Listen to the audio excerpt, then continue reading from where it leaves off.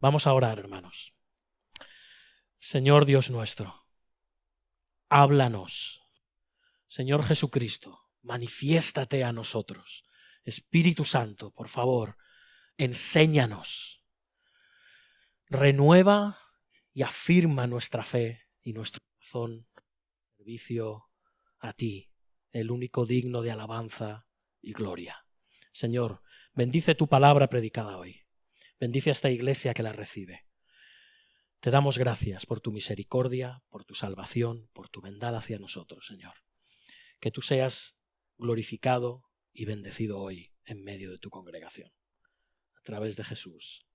Amén. Bien, hermanos, vamos a la carta a los Romanos, capítulo 1. Romanos, capítulo 1. Vamos a leer de nuevo los versículos del 1 al 7, pero por supuesto no nos hacemos la ilusión de abarcar los 7 versículos, sino que nos vamos a quedar hoy en los versículos del 2 al 4. Pero aún así vamos a leer los 7 versículos para que nos den un poquito de contexto. Dice así el apóstol Pablo, de nuevo, Pablo, siervo de Jesucristo, llamado a ser apóstol, apartado para el evangelio de Dios, que él había prometido antes por sus profetas en las santas escrituras, acerca de su Hijo, nuestro Señor Jesucristo, que era del linaje de David según la carne, que fue declarado Hijo de Dios con poder, según el Espíritu de santidad, por la resurrección de entre los muertos, y por quien recibimos la gracia y el apostolado para la obediencia a la fe en todas las naciones por amor de su nombre, entre las cuales estáis también vosotros, llamados a ser de Jesucristo. A todos los que estáis en Roma, amados de Dios, llamados a ser santos, gracia y paz a vosotros, de Dios nuestro Padre y del Señor Jesucristo.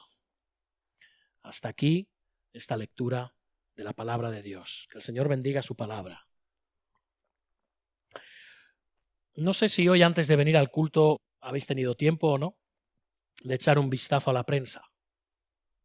O sea, hay quien lo hace en internet, hay quien está un momento desayunando en una cafetería y el primer periódico que cae en sus manos le echa un vistazo. ¿Sí? ¿Alguien ha leído hoy el periódico esta mañana? Bueno, a veces mejor ni mirarla, ¿no? Si no queremos deprimirnos, queremos venir contentos a la iglesia. A veces mejor leer la palabra, ¿sí? Mucho mejor, mucho mejor. Sí, pero de todas formas, hermanos, no podemos vivir abstraídos. Vivimos en el mundo en el que vivimos. No podemos bajar la persiana y olvidarnos de lo que está pasando en el mundo. De hecho, se ha llegado a decir, creo que se atribuye esta frase a Karl Barth, que no es teólogo de mi agrado, pero la frase no deja de ser muy cierta, que el predicador de las buenas nuevas tiene que hacerlo con la Biblia en una mano y el periódico de la mañana en otro. No porque lo complemente, sino porque realmente vivimos en el mundo en el que vivimos. Estamos en el siglo XXI, en los albores del siglo XXI. Y evidentemente no predicamos al mundo de hace 200 años, ni al de hace 500, ni al de hace 2000. ¿Verdad que no? Evidentemente la palabra de Dios no cambia, el evangelio no cambia, es eterno. Y a decir verdad, en el fondo, aunque las circunstancias del mundo cambien, el corazón del hombre tampoco cambia. Podemos decir que el hombre, se le puede atribuir aquella frase, que son los mismos perros, con perdón de la expresión, con diferentes collares, ¿no? Es así. Salomón lo dijo de otra manera, más bonita. No hay nada nuevo bajo el sol. ¿Sí? El corazón del hombre es el mismo. El corazón del hombre caído tiene los mismos pecados, los mismos ídolos en su corazón y las mismas necesidades. Y lo más importante, el hombre de hoy en día ha de oír exactamente el mismo evangelio hoy que hace 2000 años. Exactamente el mismo. Así que hablando del periódico de hoy, ¿os habéis fijado en los periódicos? Bueno, hoy a lo mejor no lo habéis leído, pero si leéis prensa habitualmente, os habéis fijado que a veces hay un título al artículo que vamos a leer, ¿sí? Y luego debajo hay unos destacados. Y después ya viene el texto del artículo, ¿no? Evidentemente, tanto el título como los destacados nos ayudan a hacernos un poquito la idea de qué van a estar hablando en el artículo. Incluso casi diríamos, bueno, a veces, no sé si os ha pasado, que lo miras y dices, oye, no me hace falta leerlo, porque me lo han dicho prácticamente todo, ¿no? Más o menos ya sé de qué va la noticia, más o menos, ¿no? Así funciona la prensa. Bueno, Pablo, el apóstol, en su introducción a la carta a los romanos, está haciendo más o menos lo mismo. Creo que si llevamos tiempo leyendo las Escrituras ya conocemos un poco del carácter del apóstol Pablo. Es un hombre dinámico, impetuoso, que no impulsivo. Y él se muere de ganas de decirle a los romanos lo que les tiene que decir. No se puede aguantar. No puede resistirse a la hora de decir, bueno, ahora, hola, soy yo, el apóstol, y ahora os voy a ir detallando poco a poco lo que... No. Él les tiene que decir, vengo a hablaros de esto. Así que atentos. Esto es lo que hace, él está sentando un titular, y es lo que tenemos en estos primeros 7 versículos. Si alguien quiere saber cuál es el contenido y el tema de la carta a los romanos, que lea estos primeros 7 versículos. Porque Pablo no va a hacer nada más que detallar lo que está introduciendo ahora. Claro, dirás, bueno, entonces, ¿para eso me has hecho, Javier, leer la carta, los 16 capítulos? Me podría haber ahorrado la lectura, ¿no? No, hermanos, no podemos. Pero eso es lo que está haciendo Pablo, está resumiendo su mensaje en este renglón que va del versículo 1 al versículo 7. Vimos la semana pasada el versículo 1, esta semana vamos a estar en los versículos del 2 al 4 y la semana que viene estaremos en los versículos 5 al 7. ¿Sí? Del 5 al 7. Luego ya avanzaremos un poquito más, no os preocupéis. No siempre vamos a ir tan a balón parado, pero aquí era necesario. Esta introducción tiene mucho que decir al pueblo de Dios. Y eso es lo que vamos a hacer. Pablo, como vimos la semana pasada en el versículo 1, ¿qué ha hecho? ¿Recordáis? Se ha presentado a sí mismo como un siervo, como un esclavo de Dios. Se ha presentado como un apóstol llamado por Jesucristo. No es algo que naciera de él. Después, ¿qué más hace? Está diciendo que él es un mensajero de un mensaje, valga la redundancia, pero que ese mensaje, ese buen mensaje, esa buena noticia, ese evangelio no es suyo, es de Dios. Y ahora Pablo, ¿qué hace? Pues él prosigue centrándose primero en el evangelio como una promesa. Lo presenta como una promesa, es decir, algo que no es nuevo ni de invención suya. Y después de presentar el evangelio como una promesa de Dios, que ya existía antes incluso de que Pablo llegara a nacer, se centra en el tema, en el foco, en el punto central del evangelio. Es decir, aquello que da sentido al evangelio. El tema del evangelio. Un mensaje de esperanza. Un mensaje de esperanza para el mundo grecorromano del tiempo de Pablo, pero también para el mundo en tinieblas del siglo XXI. Así que haremos muy bien en prestarle atención. Fijaos, Pablo en el versículo 1 nos dice que había sido, ¿recordáis? Lo tenemos ahí, no cerréis vuestras Biblias, espero, que había sido apartado para el evangelio de Dios, ¿verdad? Y ahora nos dice que este evangelio había sido prometido por Dios, dice Pablo en el versículo 2, que él, o sea Dios, había prometido antes por sus profetas en las santas escrituras. Hoy, hermanos, ya sé que esto os lo repito mucho, pero necesito vuestra atención, ¿sí?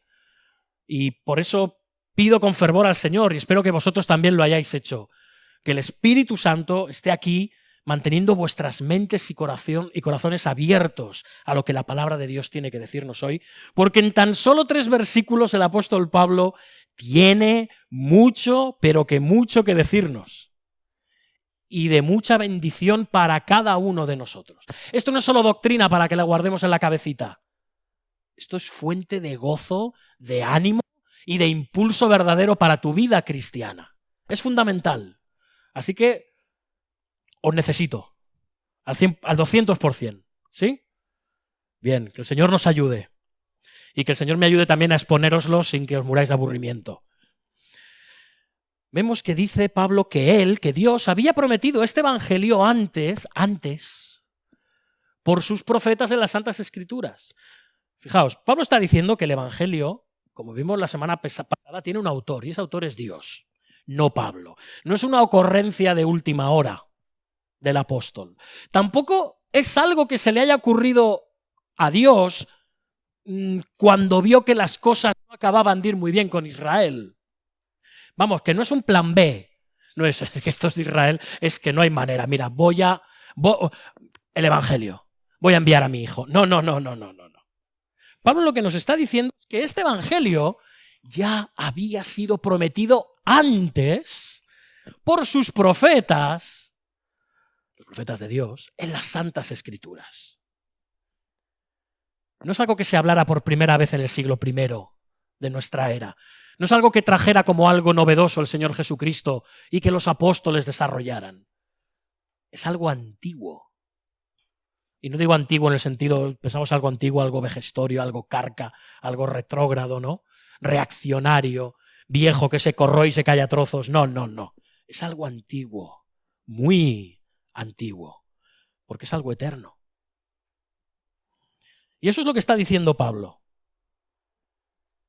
Pablo se le acusaba permanentemente por parte de los judíos de estarse inventando las cosas, de traer una enseñanza nueva, de ir en contra de la ley de Moisés y de las enseñanzas de los profetas. Y aquí Pablo les dice, no. El evangelio primero es de Dios, no es de Pablo. Y después es un mensaje antiguo, es una promesa que vosotros, hijos de Israel, deberíais de conocer. Porque ha sido profetizada, porque ha sido anunciada desde antiguo. Está en vuestros mismos textos. El mismo Señor Jesucristo les dijo a los fariseos, vosotros escudriñáis las Escrituras. Sin embargo, no veis que estas Escrituras son las que están hablando de mí. Y esto es lo que está diciéndoles Pablo. Estas santas Escrituras, lo que conocemos ahora como el Antiguo Testamento, este mensaje ya estaba ahí. Y además Pablo les está diciendo, estaba y está, pero ya se ha cumplido. Ya se ha cumplido total, completa y definitivamente en la persona de Jesucristo. Este es el mensaje que yo os traigo. Esto no es una cosa que me he inventado yo. Claro, alguien podría decir, bueno, Pablo, tú estás diciendo los profetas. Igual los profetas sí que hablaron un poco del Señor Jesucristo, ¿no? Porque vemos ahí profecías mesiánicas. Bueno. Sí, los profetas, por supuesto, hablaron del Señor Jesucristo. Y permanentemente. Los libros que van, como hemos visto antes, de Isaías hasta Malaquías, lo que llamamos profetas mayores y profetas menores, es verdad, están hablando permanentemente de Cristo. Hasta ahí no tenemos nada que objetar, totalmente cierto. Pero cuando Pablo está hablando de profetas, no está hablando de los profetas. Está incluyendo a los profetas, pero está yendo más allá. Hay más gente englobada entre esos profetas. Él está hablando de todos los escritores del Antiguo Testamento. Todos. Desde el que escribió el primer libro, Génesis, es decir, Moisés, hasta el último, Malaquías, que escribió el libro que lleva su nombre. Y esta confusión a veces proviene de un entendimiento muy defectuoso de lo que es un profeta. A ver, tú piensas en un profeta y enseguida dices, Antiguo Israel, pienso en Elías, Eliseo, ¿sí? Alguien que hace milagros, que profetiza lo que va a ocurrir en el futuro, ¿verdad? Pero esto solamente es una faceta de la vida de los profetas. Los profetas principalmente eran mensajeros del mensaje de Dios. Ellos traían lo que llamaban la carga de Jehová, el mensaje de Dios. Ellos eran mensajeros de la voluntad de Dios. Ellos daban significado a la ley de Dios. Eran maestros de la ley de Dios. No eran simples videntes, como se les llamaba a veces. No eran simples hacedores de milagros, como de hecho muchos lo fueron. Eran personas que revelaron a Dios y su mensaje. Personas inspiradas por Dios para revelar a Dios y su mensaje. Un mensaje que siempre era el mismo. la salvación vendrá. Como hemos leído hoy en Isaías, Dios mismo vendrá y os salvará. Este era el mensaje de los profetas. Este era, y no podemos detenernos mucho acerca de esto, pero eran realmente apóstoles enviados a la nación para llevar un mensaje. Moisés, por ejemplo, fue un profeta. Él mismo se consideraba un profeta. Él mismo dijo: profeta de en medio de ti, de tus hermanos como yo, te levantará Jehová tu Dios. A él oiréis. En un sentido inmediato estaba refiriéndose a Josué, cuyo libro conocemos, también escrito de la mano de él. Pero en un sentido profético estaba hablando de un Josué mucho mayor, un verdadero caudillo de Israel, que conduciría a su pueblo a la tierra prometida. El mismo rey David. Del rey David se dice que siendo profeta y sabiendo que con juramento Dios le había jurado que de su descendencia en cuanto a la carne levantaría al Cristo para que se sentase en su trono. ¿Lo vemos? A David se le llama también profeta. Pero no lo incluiríamos, ni tampoco a Moisés, entre los profetas normalmente. Pero son profetas, son mensajeros del mensaje de Dios, valga la redundancia. Así que a David se le estaba hablando de su hijo Salomón, pero estaba yendo más allá, de un Salomón mayor en quien están todos los tesoros de la sabiduría y que realmente llegaría a ser rey sobre todo el territorio de Israel prometido, sobre todo el pueblo de Dios. Así que los profetas de los que habla Pablo son todos los escritores del Antiguo Testamento, exactamente eso, quienes hablaron de Cristo de principio a final. De hecho, el mismo Señor Jesucristo, recordáis, camino de Emaús, se encuentra a dos discípulos que vuelven a sus cosas, vuelven al campo, abandonan Jerusalén, y él mismo, además, no comprenden las cosas que les están ocurriendo, y él mismo les dice: oh, insensatos y tardos de corazón para creer todo lo que los profetas han dicho.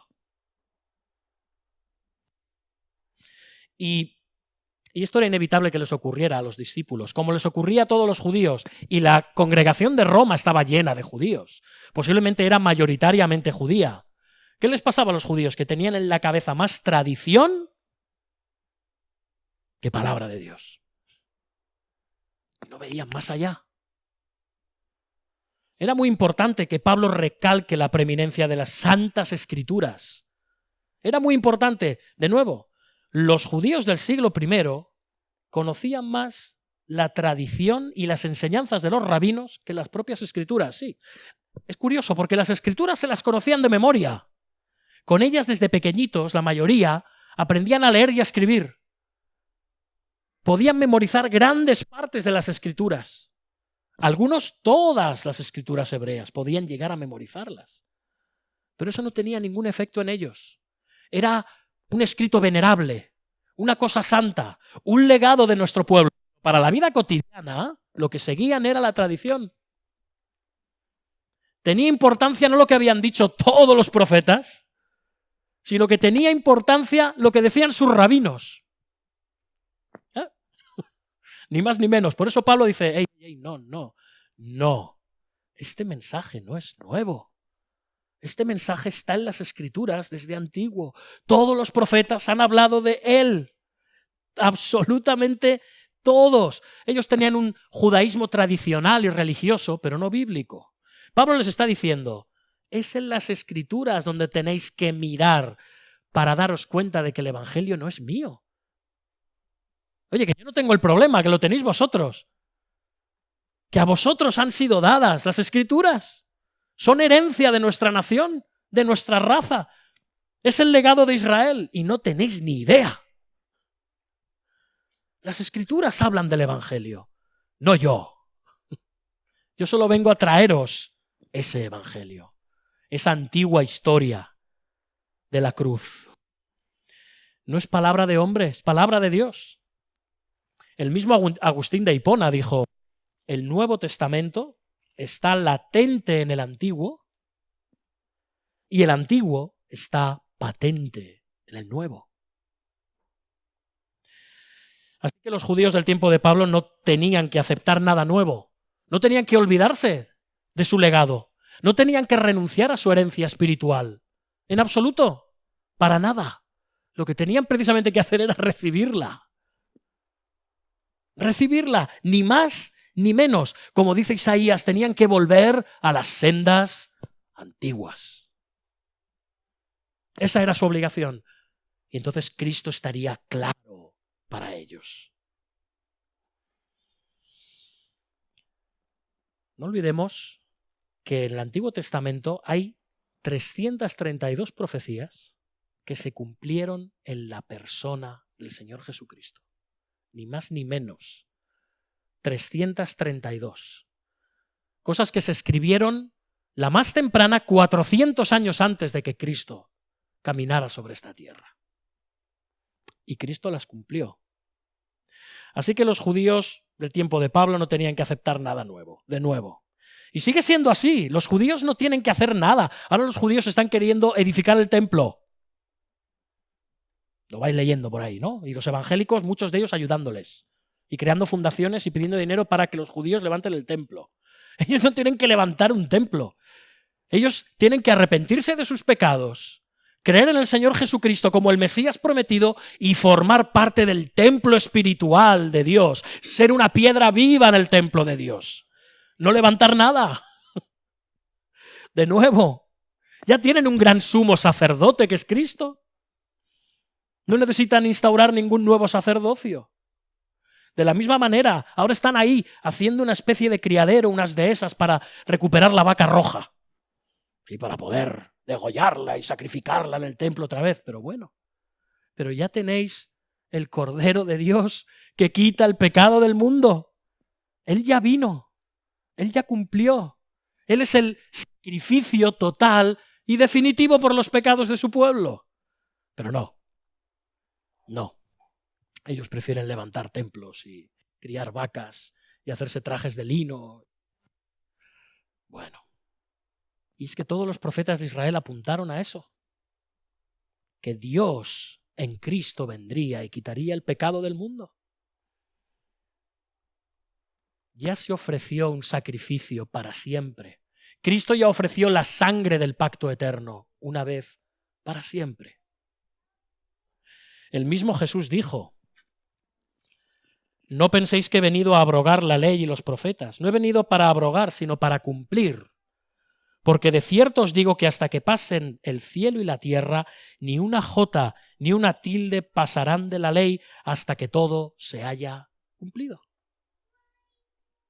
Y poco antes de ascender a los cielos, el Señor Jesucristo les dijo: estas son las palabras que os hablé estando aún con vosotros, que era necesario que se cumpliese todo lo que está escrito de mí, en la ley de Moisés, en los profetas y en los salmos. Toda la escritura apunta a Cristo, toda, de principio a final. El tema de las escrituras es Cristo y la salvación por medio de él. Hermanos, no os dejéis que os digan lo contrario, de verdad, que no os coman el coco con esto. Somos herederos de la Reforma, somos protestantes, somos cristianos evangélicos. Se nos ha conocido durante siglos como el pueblo del libro. Somos el pueblo del libro. De este libro. De un solo libro. Las Santas Escrituras. Sí, claro, lo hemos visto, son 66 libritos. Pero todos ellos conforman un solo libro porque todos ellos tienen un mismo tema, un mismo hilo argumental. El Evangelio del Reino. La salvación en Cristo. Este es un solo libro. Así que no os confundan de nuevo. Gracias. Sí, muy bien. Gracias, Pablo. Que no os confundan de nuevo. Que no os digan, bueno, es que esta parte es para los judíos. ¿Alguien os ha contado esto alguna vez? Que esta parte es para los judíos y la otra es para los cristianos. Para el plan B de Dios, porque ahora paramos con Israel, ahora nos enfocamos en la iglesia y luego otra vez con Israel. No. Cuando estás leyendo el Sermón del Monte, aquí tienes que tener la mente puesta en modo Israel. Clic. Cuando estás leyendo las las cartas de Pablo y según qué partes y según qué cartas tienes que tener el modo iglesia cristiana. Y así tienes que estar poniéndote y quitándote unas gafas permanentemente. O sea, que al final puedes acabar loco. Hermanos, la palabra de Dios es la palabra de Dios. Pablo está hablando a Israel. Pablo está hablando a la iglesia. Pero es que solo hay un Israel. Solo hay una iglesia que va desde Adán hasta el último de los escogidos de Dios que se arrepienta y crea en el Señor Jesucristo. Esa es la iglesia. Ese es el verdadero Israel. Solo hay un pueblo. Solo hay una promesa. Solo hay un pacto, que es el pacto de gracia al final. Solo hay un libro. No hay dos libros, no hay dos pactos, no hay dos formas diferentes de ser salvo. No. Pero es que Cristo no había venido en el Antiguo Testamento, pero estaba prometido. Y aquellos hombres miraban con fe al Redentor, al Mesías que vendría y moriría por ellos. Y nosotros ahora miramos al Mesías que vino y murió por nosotros. Pero todos fuimos salvos por gracia, por medio de la fe. No conforme a ritos, no conforme a leyes, no conforme a obras, no conforme a raza, familia o lugares. Y esto es lo que Pablo les está diciendo. Esta es la promesa del Evangelio de Dios que vemos en las Escrituras. De esta hablaron los profetas. Siguen hablando los profetas. Y además, hermanos, Pablo no da puntadas sin hilo. Está diciendo, y que las ha revelado en las Santas Escrituras. Hermanos, amigos, de nuevo, este no es cualquier libro, es santo. Es un libro limpio, separado, apartado de todos los demás libros de sabiduría y filosofía humanas que hay en este mundo. No tiene nada que ver, es único. No es especulación o simple información. Es un libro santo, es un libro vivo, es un libro con poder, es un libro inspirado por Dios. Son las Santas Escrituras y todo hombre tiene que reconocer esa verdad. Y la tiene que recibir con fe y con gratitud y proclamarla con temor y no ensuciar ni un punto ni una coma de todo lo que está escrito. Hermanos, cuando compartas el Evangelio con otros, puedes hablar de tu testimonio. Hay quien lo demoniza esto, yo no estoy en contra. Tú puedes hablar de tu testimonio. Tú puedes hablar de tu vida, de cómo era antes, de cómo era cuando recibiste el Evangelio y de cómo empezó a cambiar. El mismo Pablo lo hace. Él habla de su vida antes de conocer a Cristo y del resultado de conocer a Cristo. Pero esto no es el Evangelio. Predicar tu testimonio no es el Evangelio. Son los resultados del Evangelio en ti. Y puedes usarlos, por supuesto. Dice Pablo que somos cartas vivas de lo que Dios ha hecho en nosotros. Pero esto no es el Evangelio. No. No, hermanos, no nos confundamos. Cuando anuncies el Evangelio, cuando compartas el Evangelio, no olvides primero que es de Dios, que no es tuyo. No tiene que ver contigo, que tiene que ver con Dios y su obra salvadora. Que es su mensaje, que es su promesa, es la antigua historia de la cruz. No lo olvides porque es santo y no podemos mancillar lo que es santo. Estaremos blasfemando si mancillamos aquello que es santo. No añadas nada, no cambies nada, no rebajes nada. Recuerda, es el Evangelio de Dios que Él había prometido antes por sus profetas en las Santas Escrituras. Ahora bien, ¿cuál es el tema de las Escrituras, del Evangelio? Bueno, casi hemos dado un montón de pistas, ¿no? Ya en este mismo sermón. Pero, ¿cuál es el punto central del Evangelio? El mismo apóstol Pablo nos lo dice, que el Evangelio es acerca de su Hijo. ¿Habéis fijado? Leemos todo junto. El Evangelio de Dios que Él había prometido antes por sus profetas en las Santas Escrituras, acerca de su Hijo. El Evangelio no es acerca de mí ni de ti. El Evangelio es acerca de Jesucristo. Él es el centro. Nuestro Señor Jesucristo, que sigue diciendo Pablo que era del linaje de David según la carne. Me viene a la memoria aquel himno, dime la antigua historia del celestial favor, de Cristo y de su gloria, de Cristo y de su amor. Es la antigua historia de la cruz. Y el foco, el tema principal es Jesucristo. Sin Él no hay evangelio. No es que Dios tenga un plan maravilloso para ti, no es que tu vida vaya a mejorar un montón si al final recibes este mensaje. No, hermanos, no tiene nada que ver contigo. Tiene que ver con Cristo. Es el tema central. Hermanos, el tema del evangelio no es el hombre. El tema central del evangelio no es el pecado. El tema central del evangelio ni siquiera es el perdón del pecado. Tampoco la salvación. Tampoco el arrepentimiento y la fe. Tampoco el nuevo nacimiento. Estos son partes del evangelio. Pero el evangelio es Cristo. Él es la buena noticia. Él es el buen mensaje. Cristo y su obra. Y Pablo nos está diciendo algo acerca del Hijo de Dios. Fijaos, dice acerca de su Hijo. ¿Veis? Nuestro Señor Jesucristo, que era del linaje de David según la carne. Dice que el Hijo de Dios, es decir, la segunda persona de la Santa Trinidad, o sea, Dios, ¿bien? Dios mismo, vino al mundo también plenamente como un hombre. Sí, ya sé que decimos esto tan a menudo que, pues venga, vino como hombre, y gloria al Señor. Pero hermanos, lo que está diciendo el Evangelio en pocas palabras es que Dios, si realmente tenemos una visión, una mínima, correcta visión de quién es Dios, pensar que Dios ha venido a este mundo, el Dios eterno, al que ni los cielos de los cielos pueden contener, un Dios que está fuera del tiempo, la materia y el espacio, que Él entre en el tiempo, en la materia y el espacio, y se someta a las limitaciones de este mundo y de un cuerpo humano. Es algo increíble. Es algo maravilloso. La segunda persona de la Santa Trinidad se hizo hombre. Dios se hizo hombre.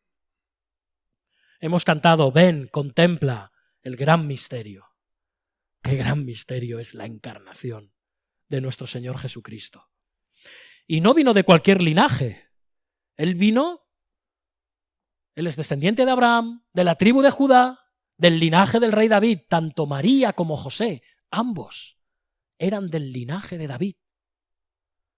Ambos. Y así tenía que ser, porque de nuevo estaba profetizado. Al mismo David se le dijo, y cuando tus días sean cumplidos y duermas con tus padres, yo levantaré después de ti a uno de tu linaje, el cual procederá de tus entrañas, y afirmaré su reino. Él edificará casa a mi nombre, y yo afirmaré para siempre el trono de su reino. Yo le seré a él padre, y él me será a mí hijo. Qué gran profecía. Esta es otra de las más de 300 profecías que se cumplen en Jesús de Nazaret. Él era el legítimo descendiente de David. Aquel que tenía derecho a, como dijo Isaías, estar sobre el trono de David y sobre su reino, disponiéndolo y confirmándolo en juicio, en justicia desde ahora y para siempre. La segunda persona de la Trinidad nació en el seno de una familia humana, experimentó las vicisitudes, experiencias, situaciones, necesidades, trabajos y fatigas de una persona humana, como el resto de hombres. Se identificó con nosotros en todo, hasta en los rigores y sufrimientos, hasta en las tentaciones, pero sin pecado. Por eso Él podía ser luego nuestro sacerdote perfecto. Por eso, como dice Hebreos, podía compadecerse de nuestras debilidades. Porque había pasado por ellas, pero sin pecado. Así que, hermanos, como cristianos, no podemos obviar la gloriosa doctrina de la encarnación. Y cada Navidad, cuando celebremos nuestros cultos navideños, es que es de eso de lo que tenemos que hablar, que Dios vino al mundo. Sí, ya sé que hay iglesias que les dicen que esto es una herejía y que no hay que celebrar las Navidades. Bueno, me parece muy bien, que hagan lo que quieran. Yo solo os digo que si celebramos esa fiesta, que sea con ese significado, que la luz del mundo estaba aquí, en el mundo. El Hijo de Dios se encarnó, se hizo hombre, Emmanuel, Dios con nosotros. No obviemos esta gloriosa doctrina. Cristo vivió como verdadero hombre y verdadero Dios, descendiente del linaje de David. Y sí, hay muchos incrédulos dispuestos a reconocer que Jesús existió, y muchos herejes también están dispuestos a reconocer que llegó a existir como persona histórica. Sí, sí. En el primer siglo había historiadores que reconocían, como Tácito o Flavio Josefo, que realmente Jesús estuvo aquí, un hombre llamado Jesús, y que hizo grandes cosas, y que era de la familia de David, y que murió, y que luego sus seguidores decían que él había resucitado y le seguían. Todo esto lo reconocían los propios historiadores, pero a nosotros no nos hace falta este testimonio. Las propias escrituras ya nos dan ese testimonio. Los cristianos lo creemos porque lo dicen las escrituras. Cristo vivió en este mundo como Dios y como hombre.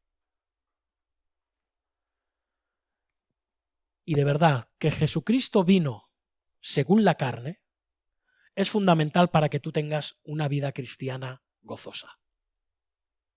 Una vida cristiana plena y completa. Una vida cristiana llena de esperanza. Precisamente por lo que hemos dicho. Porque Él se hizo hombre para identificarse con tu sufrimiento, con tus penalidades, con tus luchas, con tus dudas, con tus temores, con tus pruebas. No hay nada de lo que tú pasas que Él no haya pasado, pero sin pecado. Y por eso puede ser sumo sacerdote. Hermanos, Dios en la persona del Hijo se hizo como uno de nosotros, para librarnos de nosotros y algún día hacernos como Él. ¡Qué maravilla! ¡Qué maravilla! Y hermanos, 40 años después de la venida del Señor Jesucristo, Jerusalén y su templo fueron arrasados. Y en Jerusalén y en su templo estaban todos los registros genealógicos de todas las familias de Israel. Ya nadie podía decir con legitimidad que era descendiente del rey David. Cristo sí que pudo hacerlo. Él pudo demostrarlo. Tras esa destrucción del templo en el año 70 de la era común, de la era cristiana, se acabó. Nadie podía, en justicia, demostrar su procedencia familiar. Así que, de nuevo, el tema central del Evangelio es Cristo. Y cuando hablemos a otras personas acerca de nuestra fe y la estemos defendiendo y cuestionen la veracidad del relato bíblico y la existencia de Jesucristo, recordemos todas estas cosas. Recordémoslas. Pablo estaba dejando muy claro a los cristianos de Roma y a nosotros lo que nadie negó jamás, ni sus enemigos negaron que él fuera hijo de David. Negaron muchas cosas acerca de él, pero no que fuera descendiente legítimo del linaje de David. No lo negaron nunca, jamás. Cristo fue un personaje histórico. Nuestro Señor Jesucristo fue del linaje de David según la carne. Y además, su linaje era un sello de legitimidad, y más siendo el primogénito de José y de María. Él era el legítimo heredero de ese linaje davídico. Todavía más. Pero Pablo no se queda ahí, aún va más allá, y lo vemos en el siguiente versículo, en el versículo 4, que dice que fue, Jesucristo, declarado Hijo de Dios con poder según el Espíritu de Santidad por la resurrección de entre los muertos. Su legitimidad como Mesías prometido no solamente era carnal y conforme a su linaje familiar. No, es que fue declarado Hijo de Dios con poder según el Espíritu de Santidad cuando Él fue engendrado por el poder del Espíritu Santo en el vientre de María y cuando Él fue resucitado por ese mismo poder. Y el mismo ángel Gabriel le dijo a esta virgen: el Espíritu Santo vendrá sobre ti y el poder del Altísimo te cubrirá con su sombra, por lo cual también el santo ser que nacerá será llamado Hijo de Dios. No que Jesús no fuera Hijo de Dios antes de venir al mundo. Ya lo era. Dice el Salmo 2, mi hijo eres tú, yo te he engendrado hoy. Él ya era el Hijo, pero en expectativa de venir a este mundo, de ser encarnado, de ser engendrado en el vientre de una mujer humana, y entonces de forma muy especial, ahora sí, poder ser llamado el Hijo de Dios en la tierra. Y qué maravilla. Pablo dice que fue declarado Hijo de Dios. Y aquí Pablo está utilizando una palabra griega que es orizo. Orizo, no chorizo, no nos equivoquemos. Orizo. Esta expresión transmite la idea de una demarcación de fronteras. Es más, es la misma palabra que tú y yo utilizamos para el horizonte. ¿Y qué delimita el horizonte? Una demarcación entre cielo y tierra, o mar, entre las cosas de aquí, de la superficie de la tierra, y los cielos. Es un límite. Y eso es lo que está usando Pablo, la palabra orizo. Está diciendo, por así decirlo, que la divinidad de Cristo quedó demarcada claramente.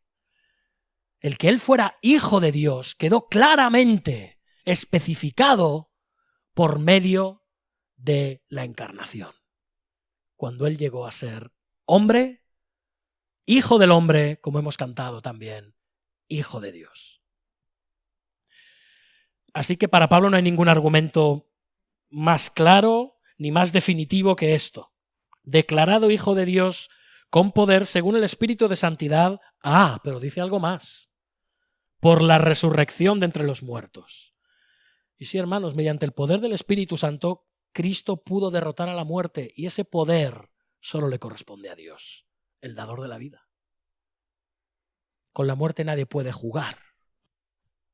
La muerte no tiene vuelta atrás.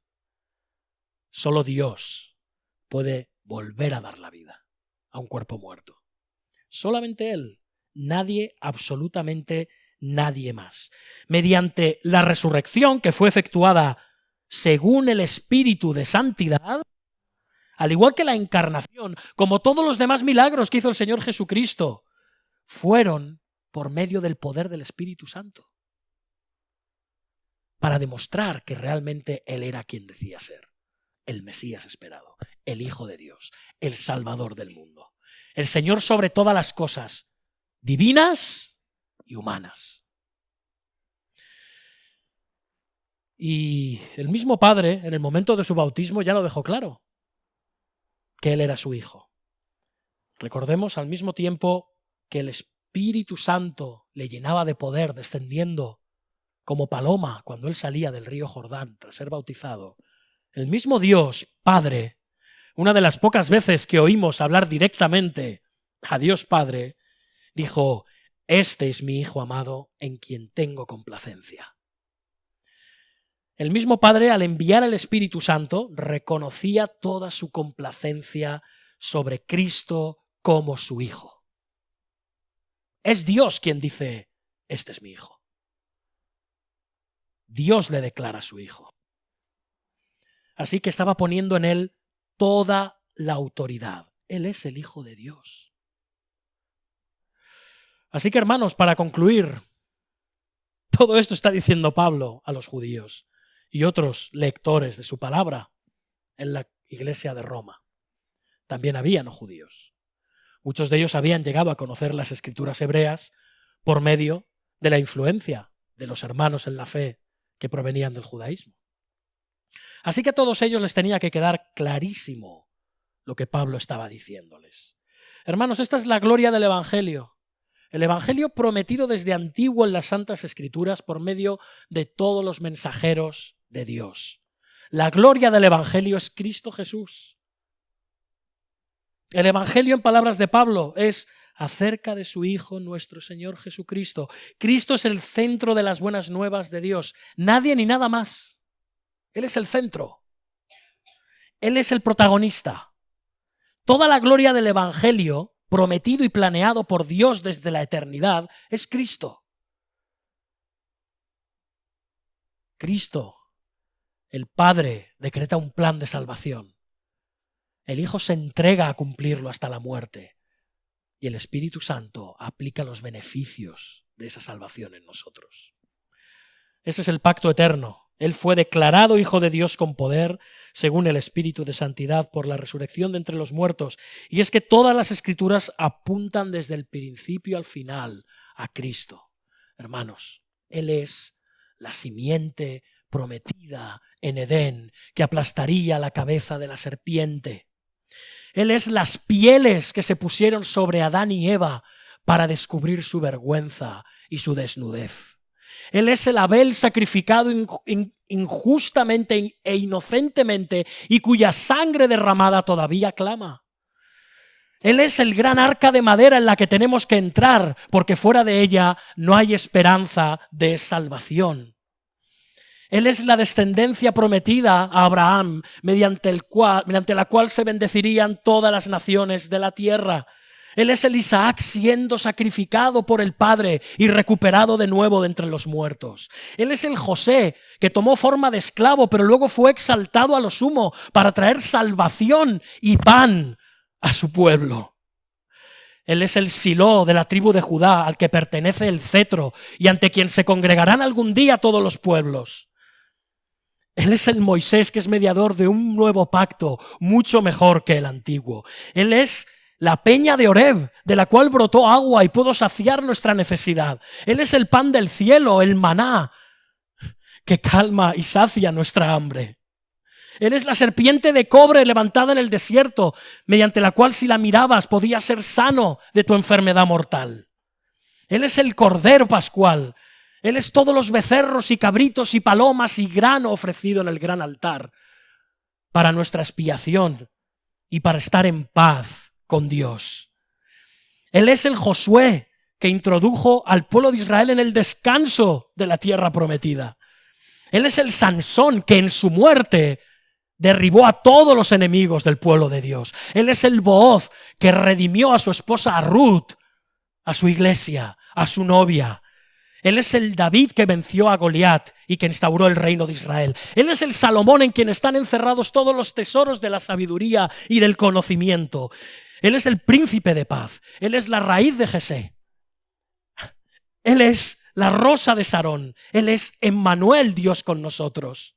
Él es el Hijo amado. Él es Jesucristo, el ungido, nuestro Rey, Salvador y Señor, quien al tercer día resucitó de entre los muertos, más aún ascendió a los cielos y algún día volverá a juzgar a los vivos y a los muertos para traer juicio y condenación y vida y salvación a los suyos.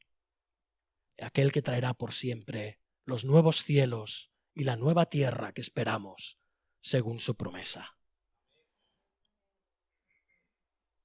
¿Le conoces? Tienes su persona y su mensaje de salvación aquí, en tus manos. ¿Le reconoces cuando lees? ¿Te habla? ¿Le ves en cada renglón? Está aquí. El Espíritu Santo puede revelártelo. Esa es la obra del Espíritu Santo en los creyentes. Revelar al Hijo para salvación y para vida junto a Él, por siempre. ¿Le anhelas? Hay algo maravilloso de lo que Pablo nos está enseñando en apenas 3 versículos. Y es la increíble y asombrosa verdad de que el Cristo, el Verbo, fue hecho carne y habitó entre nosotros y vimos su gloria, gloria como del unigénito del Padre, lleno de gracia y verdad. El Hijo Eterno entró en el tiempo, en este mundo de limitaciones, sufrimiento y pecado, para que hombres indignos, débiles, pecadores como tú, como yo, por medio de la fe en Él, y solo por eso, fuéramos hechos dignos, santos, eternos y poderosos. Por gracia. Cristo es el evangelio prometido. ¿Crees tú eso? Tu vida depende de ello. Amén. Vamos a orar. Señor Dios nuestro, ante ti nos inclinamos, Señor, abrumados por tu gloria, por tu persona, por tu evangelio, por tu salvación. Gracias por revelar estas cosas a tu pueblo, un pueblo que te anhela, un pueblo que tiene sed de ti, que seamos como ese ciervo que busca las corrientes de agua, Señor. Sácianos, manifiesta tu evangelio, muéstranoslo en la palabra, Señor, que te veamos cada día más real, que te veamos cada día más en cada página de la Escritura. Tú eres aquel que eras, que eres y serás, Jesucristo, nuestro Señor, Rey y Salvador. En su nombre, amén.